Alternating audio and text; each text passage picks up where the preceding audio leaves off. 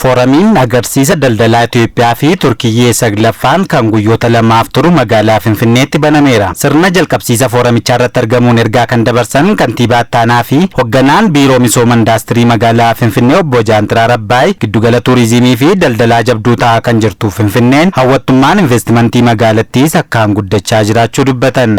አዲስ አበባም ኢንዱስትሪ ላይ ሰፊ የሆነ ኢንቨስትመንት ነው ያከናወነች ያለችው። ፊንፊኔን ኢንቨስትመንት በላ ኢንዱስትሪ ረቲ ገጌሳ ጅርቲ ሞቱማንስ ጥየፈኖ አዳ ከኑን hirmaana abbootii qabeenya daran guddisuuf hojjechaa jira. Haalli mijataan damee hundaan uumame misooma indaastiriif mijatoodha. Dandeettii misoomuu guddaa qabnu sirnaan fayyadamuuf Turkii fi Chaayinaa dabalatee biyyoota dhiyaa garaagaraa waliinis hariiroo waliin hojjechuu jabaan uumamaa jira. Abbootiin qabeenyaa Turkiyyee addatti bal'inaan investimentii damee garaagaraa irratti bobba'anii jiru. Fooramiin akkanaa ce'umsa dandeettii fi beekumsaa uumuu keessatti qooda olaanaa qabaata. Walitti hidhamiinsi daldalaa uumamus guddaadha. Teessuma tarsiimaawaa kan qabdu Itoophiyaan sosochii daldalaa fi oomishaaf mijattuu ta'uun magaalaa Finfinneef carraa investimentii alaa bal'aa uumeera kan jedhan obbo Jaantiraar hariiroo waggaa dheeraa biyyattiin Turkiyyee waliin qabdu gara fayyadamummaa dinagdee caaluutti guddisuuf tumsa waloon kan hojjetamu ta'us dubbatan.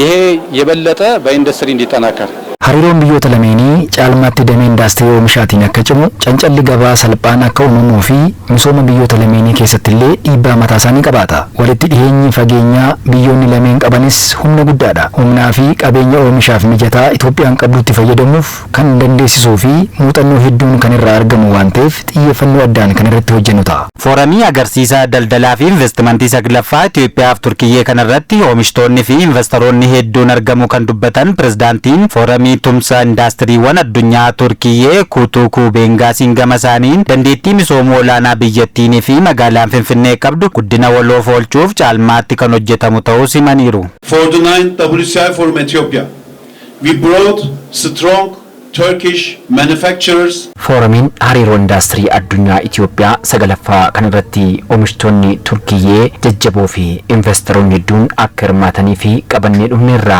Kanaanis bakka buutonni dhaabbilee 50 ol asitti argamu. Baatii caamsaa dhufu gara jalqabaa irrattis oomishtoonni 300 gara Itoophiyaa ni dhufu. Akkasumas onkoloolessa keessa Inistaabulitti daldaltoota Itoophiyaa 150 kan hirmaachisu fooramii ni qopheessina. Itoophiyaan biyyoota Afrikaa damee oomishaatiin guddina olaanaa agarsiisaa jiran keessaa ishee tokko waan taateef dandeettii investimentii biyyattii kana fayyadamuun waloof oolchuu fi kan hojjennu ta'a.